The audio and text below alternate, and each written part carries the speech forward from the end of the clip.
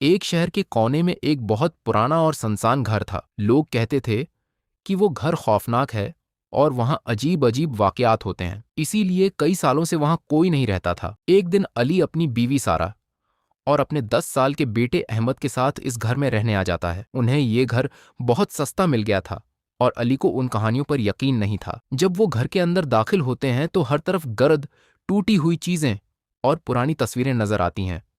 अहमद आहिस्ता से कहता है, बाबा, ये घर मुझे अच्छा नहीं लग रहा। अली मुस्कुराकर कहता है, डरने की कोई बात नहीं, बस पुराना घर है। लेकिन अहमद को ऐसा लग रहा था जैसे कोई उन्हें देख रहा हो। अस रात सब लोग सो रहे थे कि अचानक ऊपर वाले कमरे से आवाज आती है, ठक ठक ठक। सारा घबरा कर उठ जाती है। अली, क्या तुमने आवाज सुनी? अली कहता है, शायद हुआ की वजह से होगी, मगर आवाज बार बार आती रहती है। अली टार्च लेकर ऊपर जाता है, लेकिन वहां कोई नहीं होता। सिर्फ एक पुराना दरवाजा आहिस्ता आहिस्ता हिल रहा होता है। अगली सुबह अहमद घर में घूम रहा होता है। अचानक उसे एक पुराने अलमारी के पीछे एक डायरी मिलती है। डायरी के ऊपर लिखा होता है, इस घर से चले जाओ। अहमद डर जाता है और डायरी अपनी उम्मी को दे देता है। जब सारा डायरी खोलती है तो उसमें लिखा होता है कि 30 साल पहले इस घर में एक फैमिली रहती थी, लेकिन एक रात वो सब अचानक गायब हो गए। आसी रात अहमद को नींद नहीं आती। जब वो पानी पीने के लिए बाहर आता है तो उसे सीढ़ियों पर एक साया नजर आता है। वो साया आहिस्ता आहिस्ता नीचे आ रहा होता है। अहमद डरते हुए कहता है, बाबा, क्या आप हैं? लेकिन वो साया अचानक गायब हो जाता है। अहमद जोर से चीख पड़ता है। अली और सारा दौड़ कर आते हैं, मगर वहां कोई नहीं होता। अगली सुबह एक बूढ़ा पड़ोसी उनके घर आता है। वो कहता है, तुम लोगों को इस घर में नहीं रहना चाहिए। अली हैरान हो जाता है। बूढ़ा आदमी कहता है, 30 साल पहले यहां एक आदमी रहता था।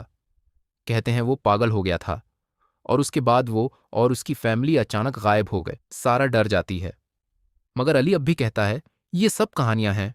उसी रात अचानक बजली चली जाती है। पूरा घर अंधेरे में डूब जाता है। अचानक दरवाजे खुद ब खुद खुलने और बंद होने लगते हैं और फिर सीढ़ियों से किसी के चलने की आवाज आती है, ठक ठक ठक। अली टार्च लेकर सीढ़ियों की तरफ जाता है और अचानक सीढ़ियों के ऊपर उसे एक सफेद चेहरा नजर आता है। उसकी आंखें बिल्कुल काली होती हैं। वो चेहरा खामोशी से उन्हें देख रहा होता है। सारा खौफ से चीख उठती है। अगली सुबह अली पूरे घर की तलाशी लेने का फैसला करता है। जब वो बेसमेंट में जाता है तो उसे दीवार के पीछे एक खफिया कमरा मिलता है। वो दरवाजा खोलता है। अंदर पुरानी तस्वीरें और अखबार पड़े होते हैं। अखबार में लिखा होता है, इस घर का मालिक और उसकी फैमिली प्रासरार तौर पर गायब हो गए। अली को एहसास होता है कि शायद वही रूह अब भी इस घर में है। उसके बाद अली फैसला करता है कि वो फौरन ये घर छोड़ देंगे।